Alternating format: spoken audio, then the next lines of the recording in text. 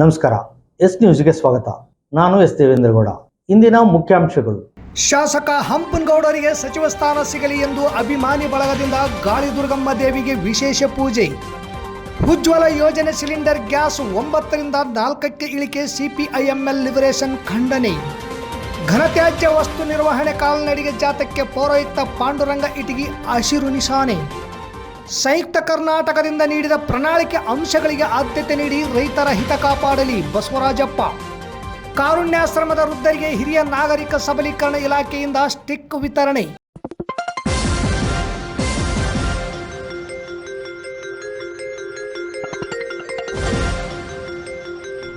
S news, ಇದು ನಿಮ್ಮ ಧ್ವನಿ. ವಾರ್ತೆಗಳ ವಿವರ.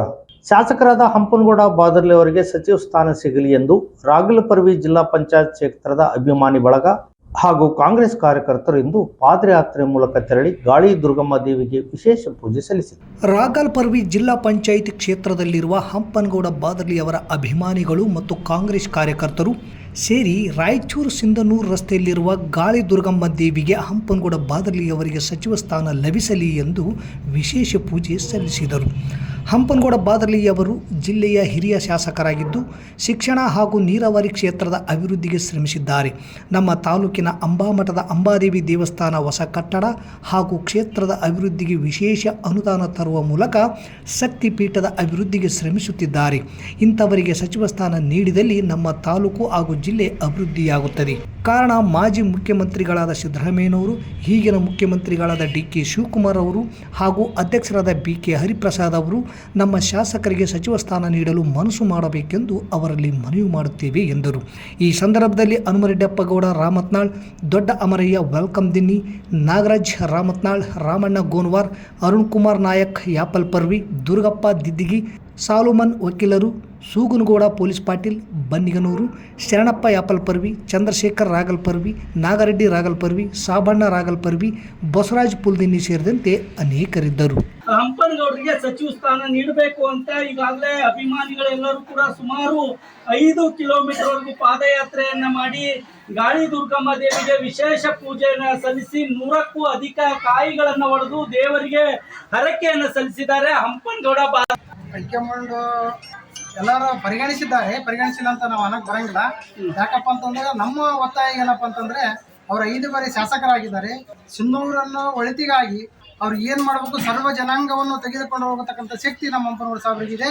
ಹಾಗಾಗಿ ಅವರು ನಾವು ನಮ್ಮ ಭಾಗದಲ್ಲಿರ್ತಕ್ಕಂಥ ಎಲ್ಲ ಬಾರಿ ನಾವು ಹಿಂದುಳಿದ ಜನರು SC ST OBC ಜನಸಂಖ್ಯೆ ಇದ್ದೀವಿ. ಅಂಥದ್ರಲ್ಲಿ ಅವರನ್ನು ನಾವು 5 ಸಲ ಗೆಲ್ಲಿಸಿದ್ದೀವಿ. ಹಾಗಾಗಿ ಅವರು ನಮಗೆ ಅವ್ರಿಗೋಸ್ಕರ ನಾವು ಏನು ಮಾಡ್ತಾ ಇದೀವಿ, ಇವತ್ತು ನಮ್ಮ ರಾಗಲಪರ್ವಿ ಜಿಲ್ಲಾ ಪಂಚಾಯತ್ ವ್ಯಾಪ್ತಿಯಲ್ಲಿ ಬರ್ತಕ್ಕಂಥ ಯಾಪಲ್ಪರ್ವಿ ಕ್ರಾಸಿನಿಂದ ಹಿಡಿದು ಗಾಳಿ ದುರ್ಗಮ್ಮ ದೇವಸ್ಥಾನದವರೆಗಾಗಿ ಪಾದಯಾತ್ರೆ 6 ಕಿಲೋಮೀಟರ್ ಪಾದಯಾತ್ರೆ ಮಾಡುವುದರ ಮೂಲಕ ಗಾಳಿ ದುರ್ಗಮ್ಮ ದೇವಿಗೆ ವಿಶೇಷ ಪೂಜೆಯನ್ನು ಸಲ್ಲಿಸಿ ಆ ದೇವಿ ಮುಂದಿನ ದಿನಮಾನಗಳಲ್ಲಿ ನಮ್ಮ ಹಂಪನಗೌಡ ಸಾಹೇಬರಿಗೆ ಸಚಿವ ಸ್ಥಾನ ಸಿಗುವಂಥ ಕರುಣೆ ತೋರಿಸಲಿ ಮತ್ತು ಹೈಕಮಾಂಡ್ ಇರ್ತಕ್ಕಂಥ ಮಾನ್ಯ ಡಿ.ಕೆ. ಶಿವಕುಮಾರ್ ಅವರ ಸಂಪುಟದಲ್ಲಿ ಸಚಿವ ಸ್ಥಾನ ಸಿಗಬೇಕು ಮತ್ತು ಹೈಕಮಾಂಡ್ ಇರ್ತಕ್ಕಂಥ ನಮ್ಮ ರಾಹುಲ್ ಗಾಂಧೀಜಿಯವರಾಗಿರ್ಬೋದು, ಸೋನಿಯಾ ಗಾಂಧೀಜಿಯವರಾಗಿರ್ಬೋದು ಮತ್ತು ಮಲ್ಲಿಕಾರ್ಜುನ್ ಖರ್ಗೆ ಸರ್ ಆಗಿರ್ಬೋದು. ಪ್ರಧಾನಮಂತ್ರಿ ಉಜ್ವಲ ಯೋಜನೆಯು PMUY ಫಲಾನುಭವಿಗಳಿಗೆ ಪ್ರತಿ ವರ್ಷ ನೀಡುತ್ತಿದ್ದ ಸಬ್ಸಿಡಿ ಸಹಿತ LPG ಸಿಲಿಂಡರ್ ಸಂಖ್ಯೆಯನ್ನು ಕೇಂದ್ರದ ಬಿಜೆಪಿ ನೇತೃತ್ವದ ಸರ್ಕಾರ 4ಕ್ಕೆ ಇಳಿಕೆ ಮಾಡಿದ್ದಲ್ಲದೆ ₹29 ಬೆಲೆ ಏರಿಕೆ ಮಾಡಿರುವುದನ್ನು CPIML ಲಿಬರೇಷನ್ ಜಿಲ್ಲಾ ಕಾರ್ಯದರ್ಶಿ ನಾಗರಾಜ್ ಪೂಜಾರ್ ಖಂಡಿಸಿದ್ದಾರೆ. ಈ ಕುರಿತು ಮಂಗಳವಾರ ಪತ್ರಿಕಾ ಪ್ರಕಟಣೆ ಬಿಡುಗಡೆ ಮಾಡಿರುವ ಅವರು, ಹೊಗೆ ಮುಕ್ತ ಮನೆ ಮಾಡುವುದಾಗಿ ಹೇಳಿ ಉಜ್ವಲ ಯೋಜನೆಯಡಿ ಆರಂಭದಲ್ಲಿ ವರ್ಷಕ್ಕೆ 14.2 kg ತೂಕದ 12 ಅಡುಗೆ ಅನಿಲ ಗ್ಯಾಸ್ಗಳನ್ನು ನಿಗದಿಪಡಿಸಲಾಗಿತ್ತು. ಆದರೆ ಕಳೆದ ವರ್ಷ 9 ಸಿಲಿಂಡರ್ಗೆ ಇಳಿಸಲಾಯಿತು. ಆದರೆ ಈಗ ಕೇಂದ್ರ ಸರ್ಕಾರ ದಿಢೀರ್ ಎಂದು 5 ಸಿಲಿಂಡರ್ ಗ್ಯಾಸ್ ಕಡಿತ ಮಾಡಿ ಕೇವಲ 4 ಗ್ಯಾಸ್ಗಳನ್ನು ಮಾತ್ರ ಫಲಾನುಭವಿಗಳಿಗೆ ನೀಡುವುದಾಗಿ ಹೇಳುತ್ತಿರುವುದು ನಾಚಿಕೆಗೇಡಿತನದ ಸಂಗತಿಯಾಗಿದೆ. ಪರೋಕ್ಷವಾಗಿ ಕೇಂದ್ರ ಸರ್ಕಾರ ಜನರ ಊಟದ ತಟ್ಟೆಗೆ ಕೈ ಹಾಕಿದ್ದು ಉಪವಾಸ ಮಾಡಿ ಎಂದು ಹೇಳುತ್ತಿದೆ ಎಂದು ಆಕ್ರೋಶ ವ್ಯಕ್ತಪಡಿಸಿದ್ದಾರೆ.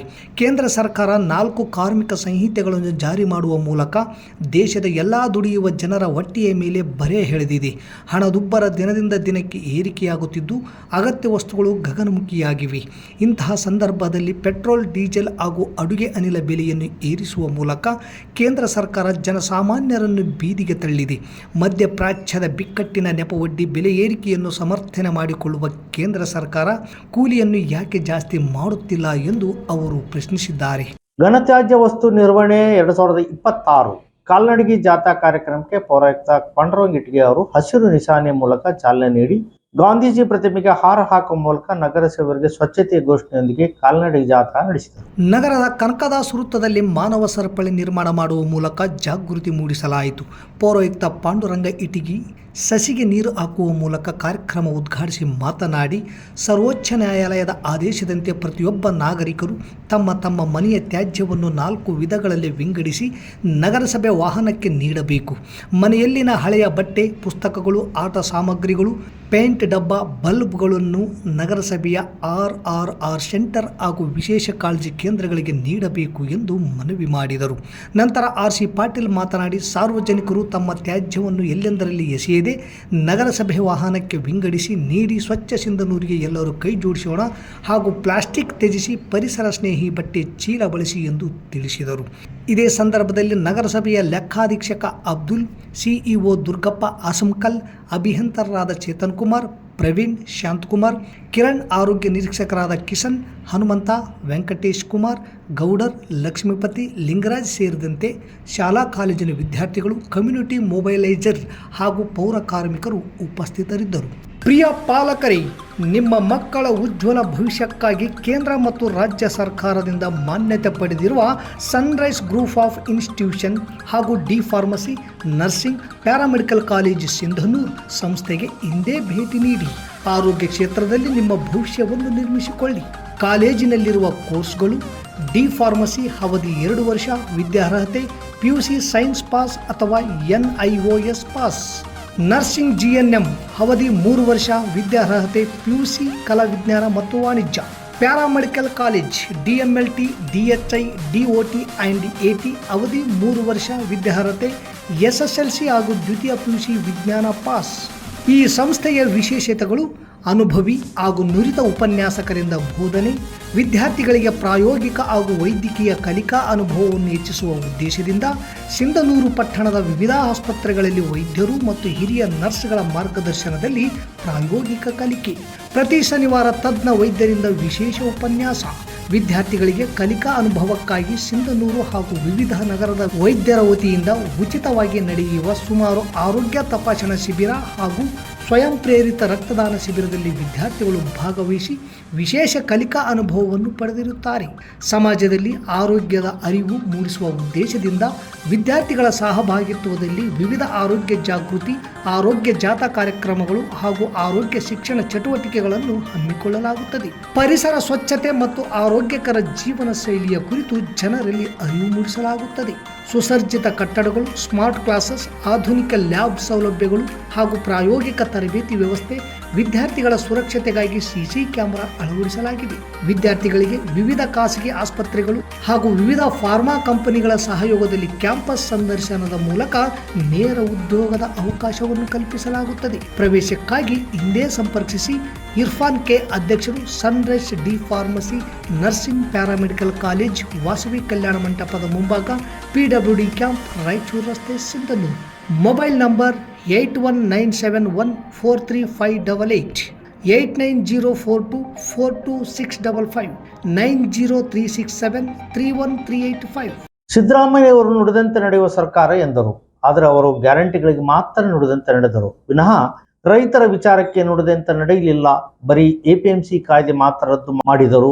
ಭೂ ಸುಧಾರಣೆ ಮತ್ತು ಭೂಶೋಧನ ಕಾಯ್ದೆಯನ್ನು ರದ್ದು ಮಾಡಲಿಲ್ಲ. ನಾವು ಕೇಳಿದಾಗಲೆಲ್ಲ ಮಾಡುತ್ತೇವೆಂದು ಮುಂದೂಡಿ ತಾವೇ ಕುರ್ಚಿನೂ ಖಾಲಿ ಮಾಡಿದರು ಎಂದು ಕರ್ನಾಟಕ ರೈತ ಸಂಘ ಹಾಗೂ ಹಸಿರು ಸೇನೆ ಸಂಘದ ರಾಜ್ಯಾಧ್ಯಕ್ಷ ಬಸವರಾಜಪ್ಪ ಹೇಳಿದರು.